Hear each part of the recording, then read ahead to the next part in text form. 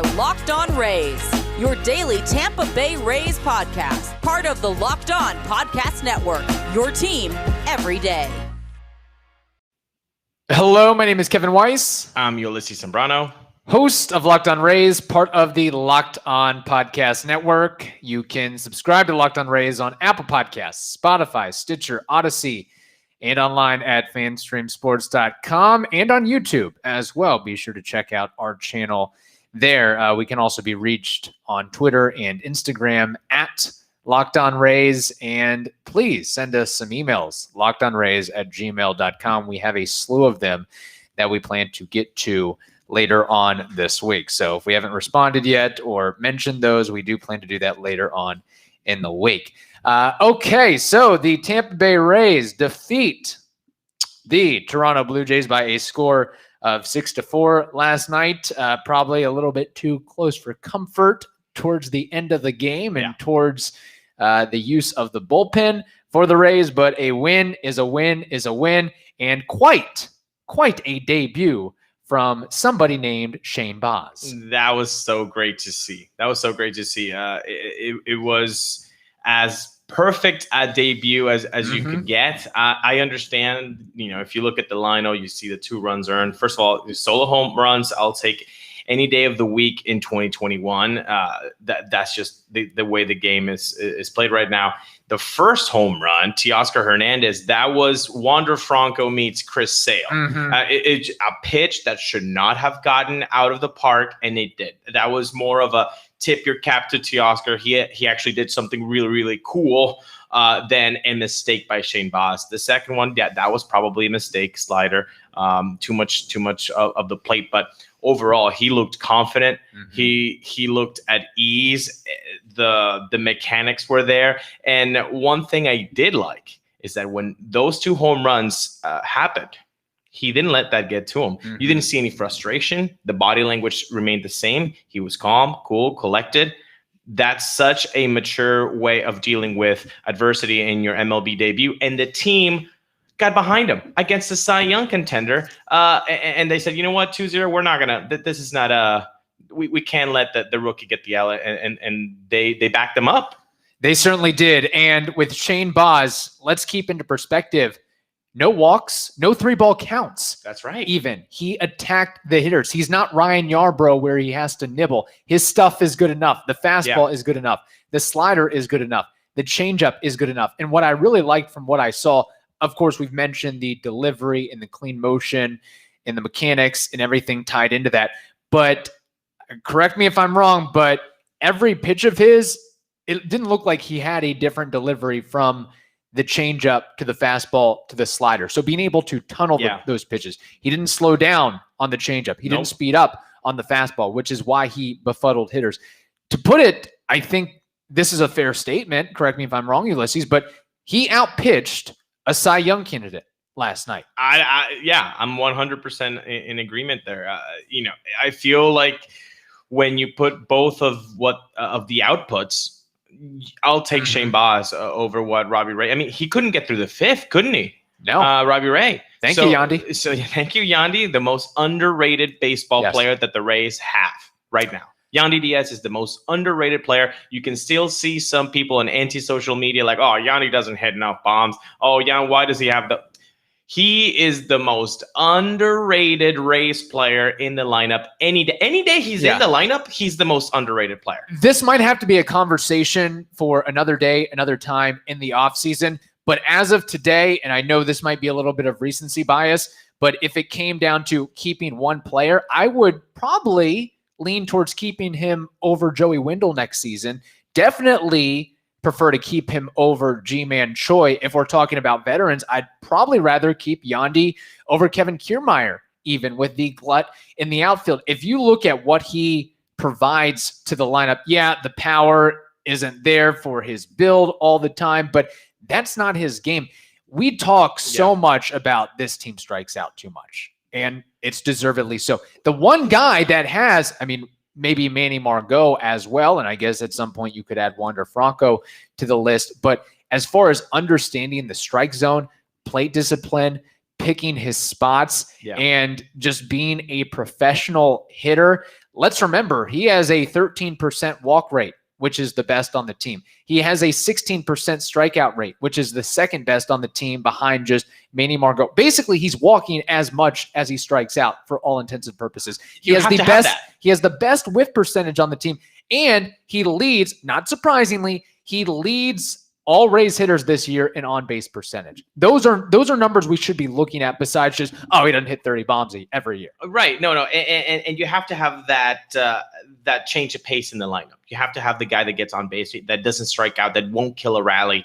And I think there were quite a few of those guys that killed rallies last year, especially in October. Yeah. We talked about that in the postmortem, in the autopsy of what was a 2020 World Series in the postseason.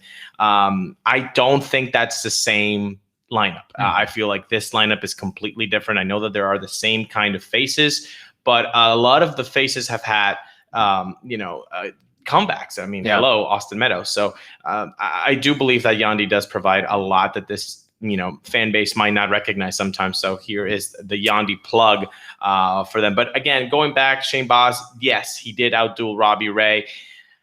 Let's go back to the end of that game. Oh, gosh. You want to go to the negatives real quick? Just real quick. All right. If you were to have stretched Shane Baz for just one more inning, and hear me out, just one more inning, Colin McHugh for 2. He takes the 7th and the 8th, and now you have the 9th for JT or JP or JL and JS and initial JX, reliever. You have a little bit more wiggle room. I think you're tying your hands more than you need to when you take out a guy with more bullets to get. Yeah. They're really, September 20th. Well, September 21st, when we were recording this, there has to, are you going to let these guys go for more than 5? And you can't tell me, well, it's, the 3 times through the order. Drew Rasmussen has never faced the lineup 3 times through the order because you don't have that data. So don't make that data up. And you're like, oh, well, other pitchers, the majority of pitchers. Yeah, but this guy could be the outlier. And Shane Baz could be the outlier. I get it. Young arms, you want to preserve it. Okay. Mm-hmm. But my question is not about September 20th or the 21st. My question is in October. Yeah. You can't do that in October. You have to be perfect. You have to be perfect. If you just go down to that well in that bullpen, it only takes one guy to have a bad day, and then you lose the game. So that's my question. If this game would have been ALDS game 2, ALDS game 3, is it managed the same way? That's my concern. That's a good point. I would think, and we all know about the Blake Snell snafu or maneuver last year, but I would say no, just based on the current roster. If Nick Anderson isn't the Nick Anderson of yesteryear, Andrew Kittredge is on the IL.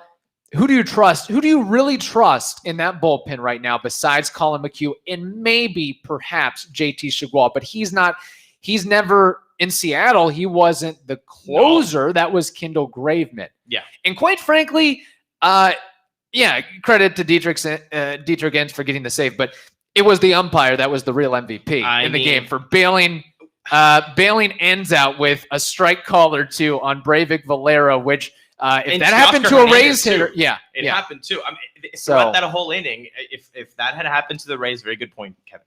If that had happened to the Rays, we would be very upset, and we would definitely have talked about it. So you have to talk about it when it helps you. Thank you, ump. Yes, he really did give that a couple of strikes that should not have been called strikes, but we'll take it. Finally, the Rays get one, over another team with the strike zone call, but.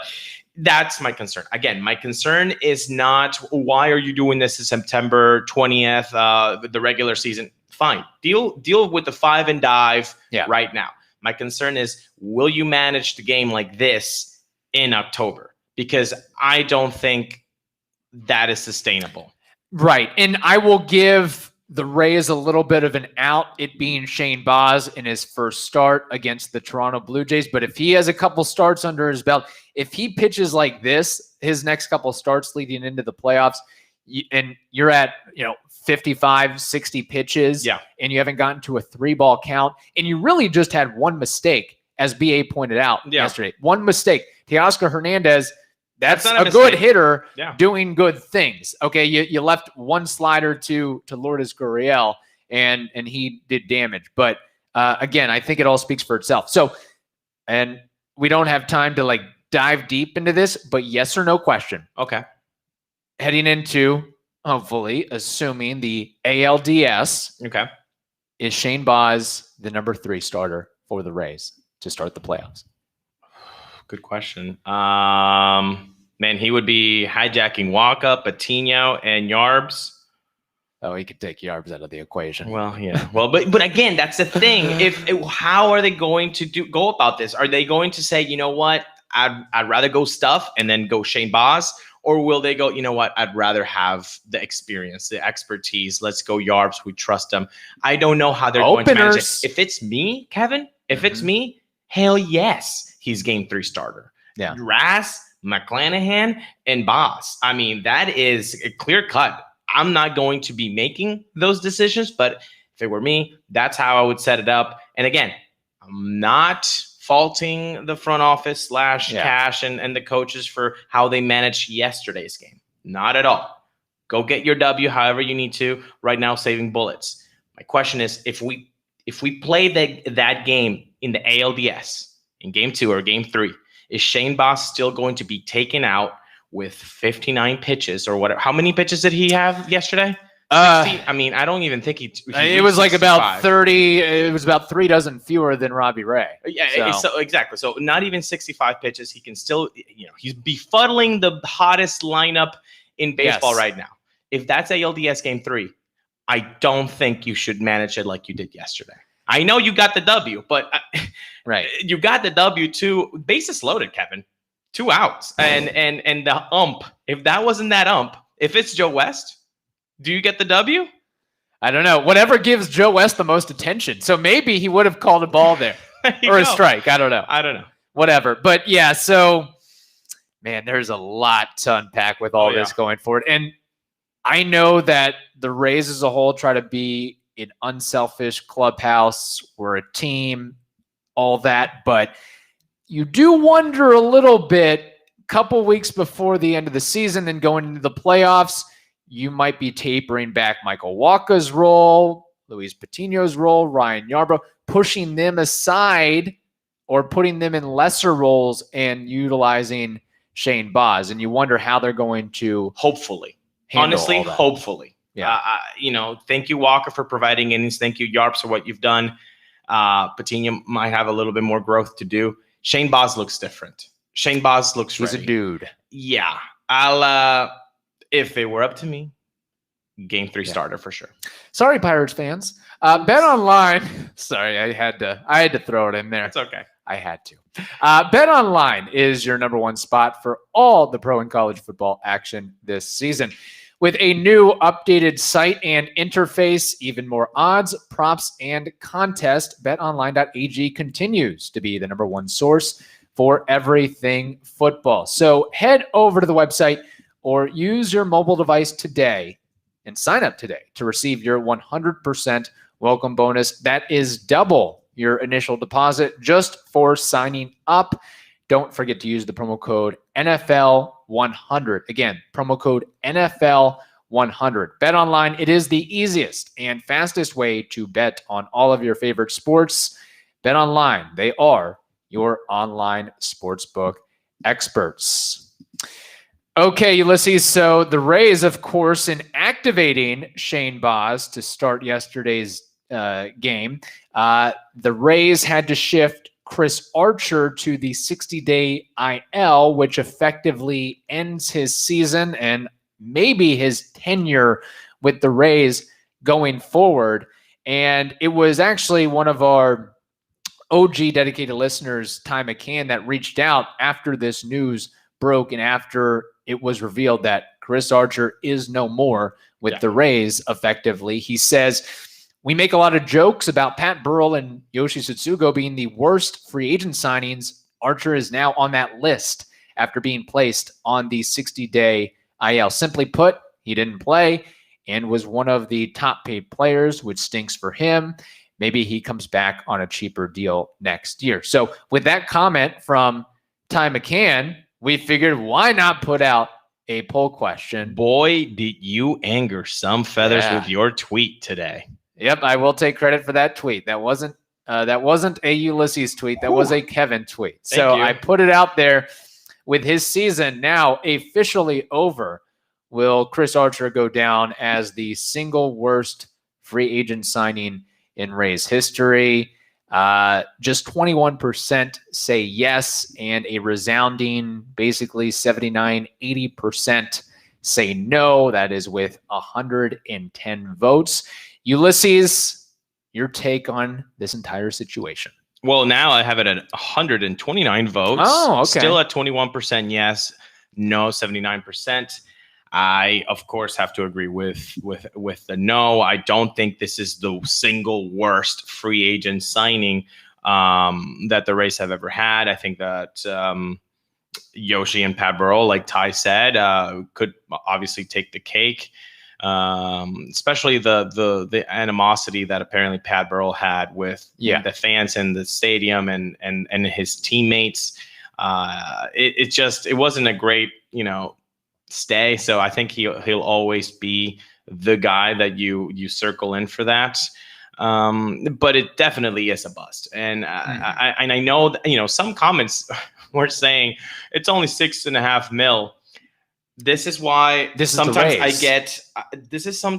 why I get so frustrated.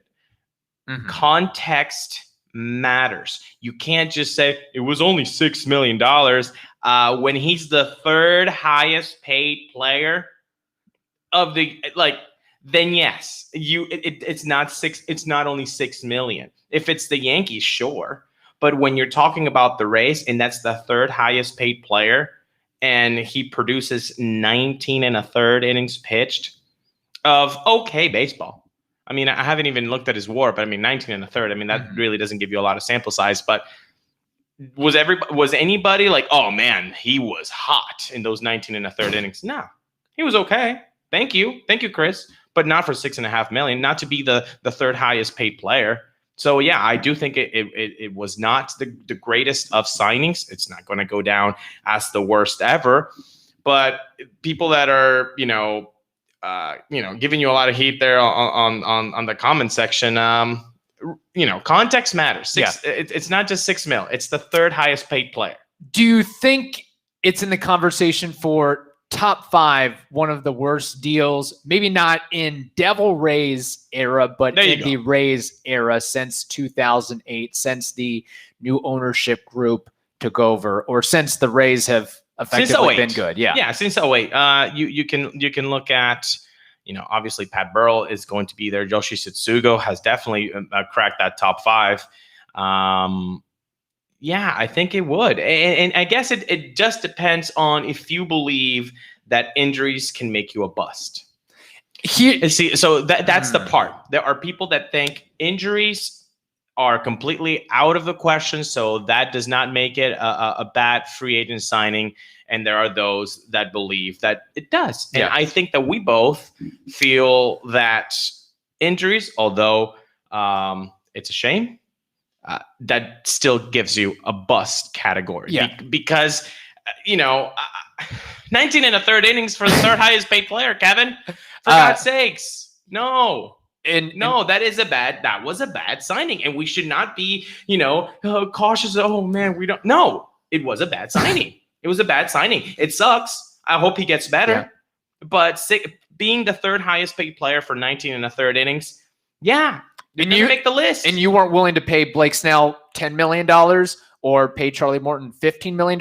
I mean, if you look at it, and I did break down the numbers, if you want to look at what Chris Archer got paid per inning, $342,000 per inning this year. $342,000. I really hope that some people that wrote the comments are watching this. $342,000. Yeah. Do you think that's fair pricing for what Archer gave the Rays? Yeah. And can I put this into context a little bit more? So we know Garrett Cole is very, very handsomely paid. Oh, yeah. $36 million salary Yes. this year. But he's thrown 169 innings. Look at that. That equates to about $213,000 per inning.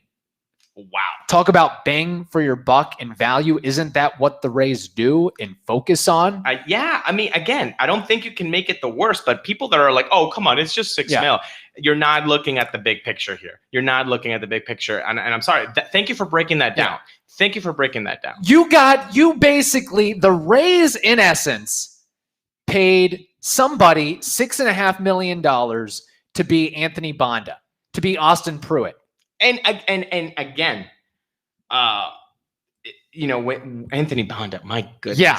Look at the numbers. What a name. They're basically comparable to what he did or did not provide. And again, it is a shame. I hope he gets better and all that. But we praise this front office a lot, and because they should, because they are the best. But just like anybody who Mike Trout also strikes out 3 times in a game. Mm-hmm. Okay, and Shohei Ohtani is going to let in some runs sometimes, and you got to talk about that. Right, the front office. This was a bad signing, especially when you look at it in the context of not only see the 3rd highest player, but who did you could have gotten for that amount of money. Robbie, you know how much Robbie Ray got paid this season, Kevin? $8 million, I think. $9 million. Yeah, $9 million. Or you could have gone with Anthony DeSclafani. He got $6 million, got fewer dollars than Chris Archer. And I get there's the Rays tie-in, and DeSclafani probably wanted to stay in the National League. Robbie Ray probably wanted to stay with the Blue Jays. But again, if we're looking at it bang for the buck, and let me say this too, I'm kind of wishy-washy on the injury is a bust thing. Like if you get in a car accident, what can you do? Yeah. Something traumatic happens. But to give a guy $6.5 million after having a crummy 2019, one of the worst starting pitchers in 2019. 2018, he was kind of going downhill. There's probably a reason that the Rays were ready to ship him off. And then you have what baseball executives call a very scary and very controversial surgery procedure with the thoracic outlet syndrome. Yeah. The recovery rate and the success rate is not very high. Look at Nate Carnes. Look at Phil Hughes. Go to Google thoracic outlet syndrome and Fangraphs and see the long list, the long ticker of guys who never, ever recovered from that. Plus, you incorporate the age and the wear and tear on Chris Archer. It was a bad move, a really, really bad move. So I can't sit here and say, okay, well, he got injured, so it's not really on the Rays. No, you look at the track record, and that you still make that determination to give him $6.5 million. That's an F. That's an F, bro. Context matters. Again, you knew this coming in. This wasn't so everybody's like, oh, injuries are not. You knew the injury history. Even it's so present. It's right there. Now, again, if you want to play devil's advocate, well, Colin McHugh came back and he's been amazing. Sure, but again, I have to point out to what you just said, that TOS is very difficult to come back from. So again, not the worst free agent deal ever.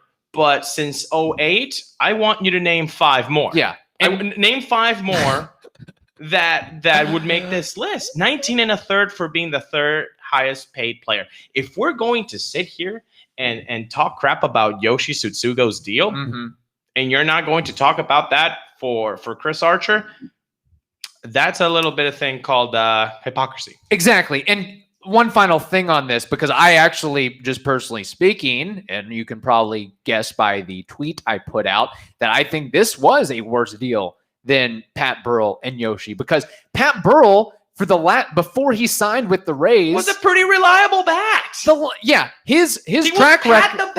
It's not like he was coming off an injury or some surgery or a down year. Like the last 5-6 years, I mean, really his entire career up to that point, and it's not like he was 38, 39 years old. He was still theoretically in his prime. It's like, okay, so we got Pat Burrell on this deal, and we think we can pencil him in for 25 to 30 homers and an 850 to 900 OPS. Okay, we'll take that. Yoshi Tsutsugo, I admire the creativity on that one. You had a guy coming over from Japan in his prime. Me too. The Rays at the time needed a middle of the order bat. You strike gold. Okay, that's great. And plus, I'm sure there's some monetary tie-ins, getting the Japanese market involved Yeah. and get some extra attention. So, But the archer, and he actually did produce for a little bit. And I don't want to make excuses for Yoshi. Yeah. He's doing well with Pittsburgh, which is great, but his timing was crap with the pandemic. Yeah. So I think the circumstances could have been different. It's not like they were signing Yoshi after, he had a torn ACL the year before, but let's give him $15 million. And again, don't even say the dollar sign. Just say third highest player. Yeah. Third highest player. Sometimes you're going to win. Sometimes you're going to lose. I think it's okay to name the Archer signing an L. It was a loss. And I know some people have mentioned, last thing on this, I know some people have mentioned Manny Ramirez. Okay, but again, that's like a kind of a cool marketing thing. And the Rays give him $2 million. Yeah. So 6.5 to 2, and basically, don't name Manny right. Again, Manny wasn't the highest paid player, was it? Or maybe not even the top 5. I would hope not, making just $2 million. Yeah. So again, I know it was 2011, and basically that budget, that payroll that year was like $36 million. So it was very, very low. So maybe everybody got $2 million a piece. But again, context matters. So don't just say $6 million, say third highest paid player. Right. Look at the innings produced. Look at the breakdown that Kevin said. He get paid more per inning than Garrett Cole. Yeah. $6.5 million to the Rays is like 25 million to another team per year. It's like Barry Zito with the Giants. Let's look at it. Thank you. In context. Thank you. Yeah. Context. Exactly. Thank you. Something I think we all can agree on, even the people that disagree on social media. And I know there's some love still out there for Chris Archer. I'm sure he'll sign a minor league deal with an invite to camp or, pitch overseas or something like that. But DirecTV Stream. Today, we want to tell you about a simple way to get all the entertainment you love without the hassle. DirecTV Stream brings your live TV and on-demand favorites together like never before, which means you can watch your favorite sports, movies, and shows all in one place. And the best part of it all, there is no annual contract. We know Ulises dislikes strongly annual contracts, so that's a feather in his cap there. No annual contract with DirecTV Stream. So stop waiting and get your TV paired together with DirecTV Stream. You can learn more at directtv.com. That is directtv.com. Well, Kevin, I don't like annual contracts, but I also like saving time and money, and that's why you have to use Rock Auto. Why choose to spend 30, 50, or even 100% more for the same parts from a chain store or car dealership? That doesn't make sense. Rock Auto is a family business serving do-it-yourselfers for over 20 years. Rock Auto prices are reliably low for every customer. They have everything you could ever need: brake parts, tail lamps, motor oil, and even new carpet. Go explore their easy-to-use website today to find the solution to your auto part needs. Go to rockauto.com right now and see all the parts available for your car or truck. Write Locked On in their How Did You Hear About Us box so they know that Kevin and I sent you. Amazing selection, reliably low prices, all the parts your car will ever need. rockauto.com. All right, Ulises, we should theoretically have another pretty good pitching matchup tonight between the Rays and the Blue Jays. Alek Manoah, I still have nightmares from his last start. I think Rays hitters do too. Yeah, certainly. What was it? 10 strikeouts in 8 innings of work, and maybe the nastiest slider in the American League East. Warning, PSA, he's going to throw that thing with 2 strikes, maybe even a full count. He's going to throw that thing to the lefties and maybe the righties. So just beware, Rays players and Rays fans. So it's Manoah, who has a 6-2 mark, 3.39 ERA, 102 strikeouts, going up against Mr. Consistency, Drew Rasmussen, who is 3-1 with a 3 ERA and 68 strikeouts. On the whole, Ulises, what are you looking to see from tonight? Well, honestly, I'm going to be focusing on the pitching today. Let's see how they use that bullpen. Again, not going to fault them for doing the 5 and dive in September. I just always wonder every time that there's a 5 and dive with a good outing, with good pitch efficiency, is that the way that it's going to be in October? So that'll be my focus on it. See if he's still efficient with his pitches, Drew. If he's able to, again, provide the stability that he really has created for himself. It's going to be 4 or 5 innings of either shutout baseball or 1 run allowed. So that'll be really good. We saw an October audition happen yesterday, and it went pretty well. Drew's has gone on pretty great, and I think that now we all know that he's going to be a starter for October. So just finish strong. I guess that'll be my thing to focus in on, is just Drew Rasmussen. I would really appreciate it if he keeps this going. Does he go more than 5 innings tonight, or right at 5? He's done. He's getting the hook. He could be at 38 pitches, and they're still pulling the plug. Well, maybe not. I'm being maybe a little exaggerating there, but you get what I'm saying. Well, I feel like, that's how they've treated him. So I don't know if you're so off base with that. His highest pitch count has been 74. So at least you could have that as a high watermark. But I feel like 5 innings, and if he's at 60 pitches, that'll be it for him. I don't see them stretching him out for 6 innings. Which again, I wonder if that's the case in October. ALDS game 1, ALDS game 2, 6 inning. Does he touch the 6th inning if he's at 60 pitches? That's going to worry me in October. That's not going to worry me right now for September outings. So I would say no. I think he's going to be a 5 and dive kind of guy today. But then who do you have in the bullpen, Kevin? That's a good question. Who do you have in that bullpen? Because if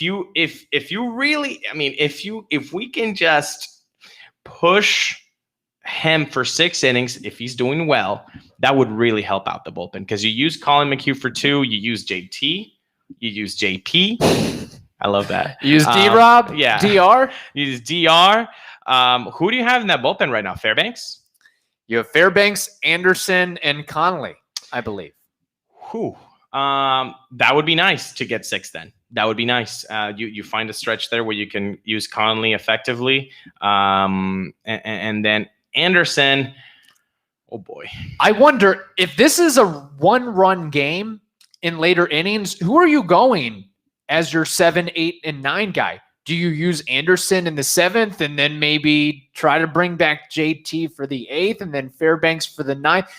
The Rays, we've talked about the Rays don't have identified roles. This is the closer, so on and so forth. But it would be nice to figure out who's the best guy to be able to close things out. Maybe it's Colin McHugh at the end of the day. But you can't use him now. You can't use him today. Yeah. You can't use him today. So again, Conley, you got Anderson, and Fairbanks. Those, right now, is it fair to say that Conley, I kind of trust a little bit more on Conley right now. So I would leave him last. Fairbanks and Anderson, I would probably give them the 7th and 8th. But again, it depends. I don't know if you can repeat JT today. I would leave JT last. You've turned me into a JT believer. I know maybe yesterday he looked a little bit shaky, so maybe wrong time to get on your boat, on the JT boat, but I will nonetheless. I would give him the 9th if he can repeat outings back to back. But yeah, Anderson and Fairbanks, I need a little bit more from Fairbanks, and Anderson is just not the same 2019, 2020 guy. So no high leverage situations for him. So you know what? You were asking what am I looking forward to? And I said pitching. Well, with this bullpen situation, give me 3 runs or more for a margin of error. And then it's okay to bring Anderson and Fairbanks whenever you want. We saw last night 4 runs, a 4-run lead. It can disappear quite quickly with that lineup. So if you have that kind of margin of error, that's always going to help you. But yeah, the bullpen situation tonight, Conley, Fairbanks, Anderson as the fresh arms does worry me. Yeah. And at some point, the Rays may just have to say, all right, we need another bulk arm in the pen. So Ryan Yarbrough, you're that guy. Or Michael Wacha, you're that guy. Or maybe they can call up somebody from AAA or whatever it may be. Okay, this wraps up this edition of the Locked On Rays podcast. Remember to tell your smart device to play the most recent episodes of the Locked On Bets and Locked On MLB podcast. Hope you all have a wonderful day. Stay safe, and we'll talk